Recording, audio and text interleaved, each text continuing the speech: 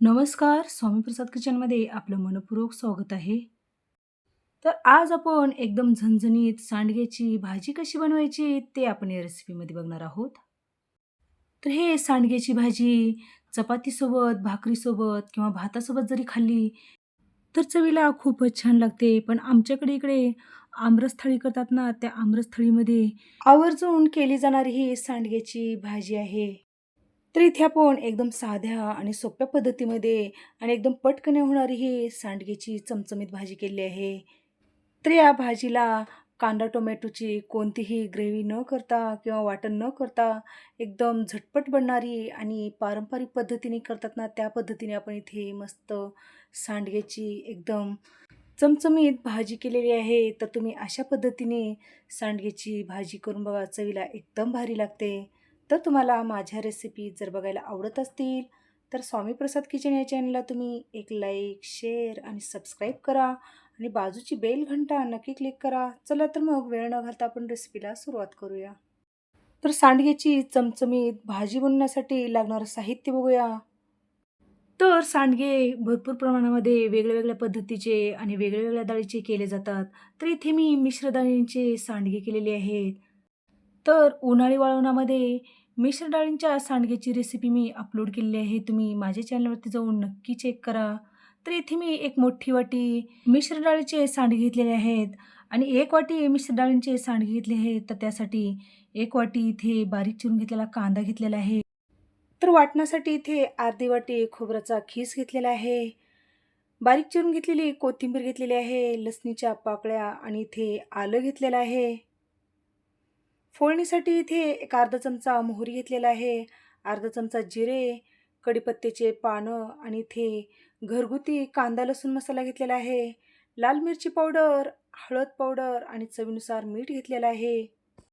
तर सगळ्यात पहिल्यांदा आपल्याला इथे या भाजीसाठी एक वाटण बनवून घ्यायचं आहे. तर इथे मी एक मिक्सरचं भांडं घेतलेलं आहे आणि त्या मिक्सरच्या भांड्यामध्ये आलं घालून घेतलेलं आहे आणि लसणीच्या पाकळ्या घालून घेतलेल्या आहेत. खोबऱ्याचा खीस घालून घेतलेला आहे. तर हे रेडीमेड खोबऱ्याचं खीस घातलेलं आहे. तर तुमच्याकडे खोबर असेल तर तुम्ही या ठिकाणी खोबर खिसून घातलात तरी पण चालेल. नंतर त्यामध्ये कोथिंबीर घालून घेतलेला आहे आणि आपल्याला याला छान वाटून घ्यायचं आहे. जर तुमच्याकडे कोथिंबीर आणि आलं नसेल तर तुम्ही या ठिकाणी नुसतं खोबर आणि लसणाचं पण वाटण करून घेतलात तरी पण चालेल. तर बघू शकता आपण अशा पद्धतीने या वाटणामध्ये पाणी न घालता जाडसर वाटण वाटून घेतलेलं आहे. तुम्ही हे वाटण वाटत असताना मिक्सरमध्ये न वाटता खलबत्त्यामध्ये जर वाटून घेतलात तर भाजीला खूप छान चव येते. तर इथे मी मिक्सरमध्ये हे वाटण वाटून घेतलेलं आहे. तर इकडे गॅसवरती एक कढई ठेवलेली आहे आणि कढईमध्ये कॅटलीतली जे चमचा असतो ना त्याने 1 चमचा तेल घालून घेतलेलं आहे. तेल गरम झाल्यानंतर आपल्याला त्यामध्ये आपण जे 1 वाटी सांडगे घेतलेले आहेत, ते सांडगे आपल्याला या कढईमध्ये घालून घ्यायचं आहे.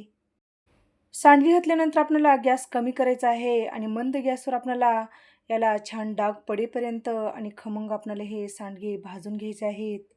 सांडगे हे मिश्र डाळीचे असल्यामुळे थोडेसे हे कडक असतात म्हणून आपल्याला हे भाजी करत असताना सांडगे शिजायला वेळ लागतो म्हणून आपल्याला थोडंसं तेलामध्ये हे सांडगे भाजून घ्यायचे आहेत. आणि हे सांडगे थोडेसे भाजून घेतल्यानंतर चवीला पण छान लागतात आणि शिजायला पण एकदम पटकन शिजतात म्हणून आपल्याला सांडग्याची भाजी करत असताना सांडगे पहिल्यांदा भाजून घ्यायचे आहेत. तर बघू शकता एक 4 ते 5 मिनिटामध्ये मंद गॅसवर आपण हलकेसे सोनेरी कलर येईपर्यंत किंवा याला छान डागे पडेपर्यंत आपण हे सांडगे छान भाजून घेतलेले आहेत. तर या स्टेजला इथे गॅस बंद करून घेतलेला आहे आणि आपल्याला हे सांडगे एका प्लेटमध्ये काढून घ्यायचे आहेत. तर आपल्याला हे सांडगे पूर्णपणे थंड करून घ्यायचे आहेत. तर एक 5 ते 10 मिनिटामध्ये आपले हे सांडगे छान थंड झालेले आहेत. तर थंड झालेले सांडगे आपल्याला एक मिक्सरचं भांडं घ्यायचं आहे आणि त्यामध्ये आपल्याला एक 4 चमचे आपल्याला यामध्ये सांडगे घालून घ्यायचे आहेत आणि हे सांडगे आपल्याला मिक्सरला बारीक वाटून घ्यायचे आहेत. तर बघू शकता अशा पद्धतीने फार जास्त बारीकही वाटायचं नाही आणि फार जास्त मोठंही वाटायचं नाही. अशा पद्धतीने आपल्याला हे सांडगे वाटून घ्यायचे आहेत. असं सांडगे वाटून घेतल्यामुळे आपल्या भाजीला छान दाटसरपणा येतो आणि छान भाजी आपली चवीला छान लागते म्हणून थोडेसे सांडगे आपल्याला मिक्सरमध्ये काढून घ्यायचे आहेत. तर तेच कढई आपण गॅसवरती ठेवलेली आहे आणि त्यामध्ये एक 2 ते 3 चमचे तेल घालून घेतलेलं आहे. तेल छान गरम झाल्यानंतर त्यामध्ये अर्धा चमचा मोहरी घालून घेतलेला आहे. मोहरी छान तडतडायला लागली की त्यामध्ये अर्धा चमचा जिरे घालून घेतलेला आहे. जिरं छान फुलून द्यायचं आहे. नंतर यामध्ये कढीपत्त्याचे पानं घालून घेतलेले आहेत आणि जे आपण वाटण करून घेतलेलं आहे, ते वाटण घालून घ्यायचं आहे आणि आपल्याला मंद गॅसवर हे वाटण छान परतवून घ्यायचं आहे. बरेच जण काय करतात ना, या ठिकाणी कांदा भाजून घेतात, खोबरं भाजून घेतात आणि टोमॅटो भाजून घेतात आणि त्याची ग्रेव्ही किंवा वाटण करून या भाजीमध्ये घालतात. पण याची गरज नाही, कारण सांडगे इतके चवीला छान असतात, की त्याला वाटण घालायची गरज लागत नाही. तर इथे आपण हे साधं वाटण करून घेतलेलं आहे. ते आपलं वाटण छान परतलं गेलं, की आपल्याला त्यामध्ये आपण जे बारीक चिरून घेतलेला कांदा आहे, ते कांदा आपल्याला या वाटणामध्ये घालून घ्यायचा आहे आणि हा कांदा आपल्याला हलकासा गुलाबी कलर येईपर्यंत परतवून घ्यायचा आहे. तर हे सांडग्याची भाजी करत असताना जेवढा जास्तीत जास्त कांदा घालाल या भाजीला, तेवढी आपली सांडग्याची भाजी चवीला छान लागते. तर इथे मी 1 वाटी सांडगे घेतले होते, तर तेवढंच 1 वाटी इथे मी बारीक चिरून घेतलेला कांदा घेतलेला आहे. तर बघू शकता आपला इथे छान हलकासा गुलाबी कलर आलेला आहे आणि आपला हा कांदा छान परतला गेलेला आहे. तर कांदा परतल्यानंतर इथे बारीक चिरून घेतलेला टोमॅटो घालून घेतलेला आहे. जर तुम्हाला सांडग्याच्या भाजीमध्ये टोमॅटो आवडत नसेल, तर तुम्ही या ठिकाणी टोमॅटो घालायचं स्किप पण करून घेऊ शकता. टोमॅटो घालून आपल्याला छान मऊ होईपर्यंत या कांद्यामध्ये किंवा या फोडणीमध्ये परतवून घ्यायचं आहे. तर बघू शकता 1-2 मिनिटामध्ये छान हा यामधला टोमॅटो मऊ झालेला आहे. सांडग्याच्या भाजीला टोमॅटो घातल्यामुळे चव अगदी छान येते, म्हणून यामध्ये आपल्याला बारीक चिरून घेतलेला टोमॅटो घालून घ्यायचा आहे. तर हे सगळे जिन्नस छान परतले गेलेले आहेत. तर यामध्ये आपल्याला सुके मसाले घालून घ्यायचे आहेत. तर इथे मी 1 पाव चमचा हळद पावडर घातलेला आहे. 1 चमचा बेडगी मिरची पावडर घालून घेतलेला आहे. 1-2 चमचे इथे घरगुती कांदा लसूण मसाला घालून घेतलेला आहे. तर कांदा लसूण मसाला तुम्ही तुमच्या आवडीनुसार कमी जास्त करून घेऊ शकता. आणि या सांडग्याच्या भाजीला कोणताही मसाला न घालता कांदा लसूण मसाला घालायचं, म्हणजे एकदम भाजी चवीला छान होते. तर हे मसाले छान आपल्याला 1 मिनिटभरासाठी मंद गॅसवर परतवून घ्यायचं आहे. मसाले छान परतल्यानंतर आपण जे भाजून घेतलेले सांडगे आहेत, ते सांडगे आपल्याला यामध्ये घालून घ्यायचं आहे आणि छान मिक्स करून घ्यायचं आहे. तर हे सांडगे आपल्याला या मसाल्यामध्ये एक 2 ते 3 मिनिटं मंद गॅसवर परतवून घ्यायचे आहेत. मसाल्यामध्ये हे सांडगे छान परतल्यानंतर आपल्याला या सांडग्यामध्ये किंवा या भाजीमध्ये आपल्याला गरम पाणी करून घालायचं आहे. गरम पाणी घातल्यामुळे भाजी एकदम चवीला छान होते. जर तुम्ही या ठिकाणी थंड जर पाणी घातलात, तर भाजी एकदम चवीला बेचव लागते. म्हणून आपल्याला सांडग्याची भाजी करत असताना आपल्याला यामध्ये गरम पाणी करूनच घालायचं आहे. पाणी घालून आपल्याला छान मिक्स करून घ्यायचं आहे.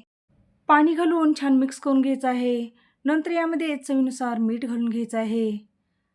तर हे मिश्र डाळींचे सांडगे असल्यामुळे शिजायला फार जास्त वेळ लागतो आणि भाजी शिजत असताना आपल्याला यामध्ये आपले 1 वाटी जर सांडगे असेल, तर आपल्याला यामध्ये दुप्पट पाणी घालून घ्यायचं आहे आणि आपल्याला हे सांडग्याची भाजी शिजवून घ्यायचं आहे.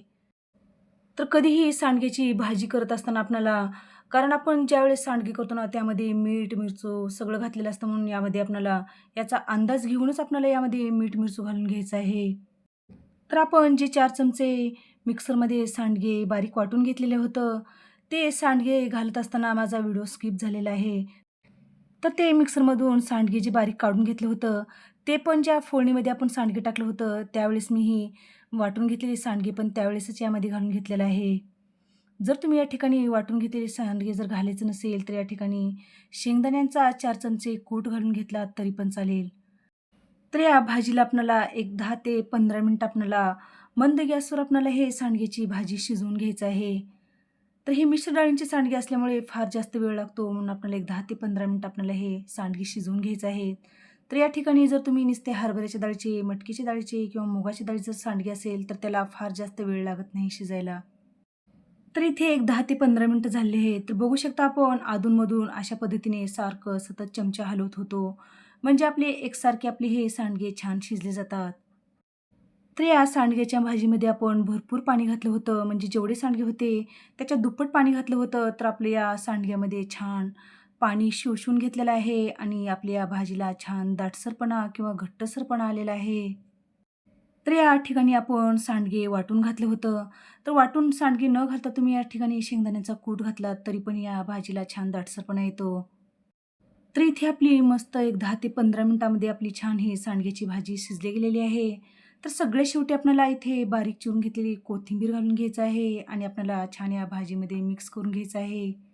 तर बघू शकता आपली या सांडग्याच्या भाजीला तर्री किती छान आलेला आहे आणि कलर किती सुंदर आलेला आहे बघा. तर या स्टेजला इथे मी गॅस बंद करून घेतलेला आहे आणि इथे आपली मस्त एकदम चमचमीत आणि झणझणीत आपली इथे सांडग्याची भाजी बनवून तयार झालेली आहे. तर आमच्याकडे आमरस पोळी किंवा आमरस चपाती ज्यावेळेस करतात ना, त्यासोबत हे सांडग्याची भाजी केली जाते.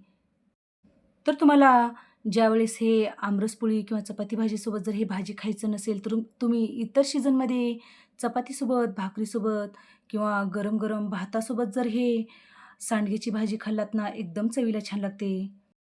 तर घरामध्ये भाजीला जर काही नसेल किंवा उन्हाळ्यामध्ये अशा पद्धतीने हा सांडग्याच्या भाजीचा बेत केलात ना, एकदम चवीला भारी लागतो.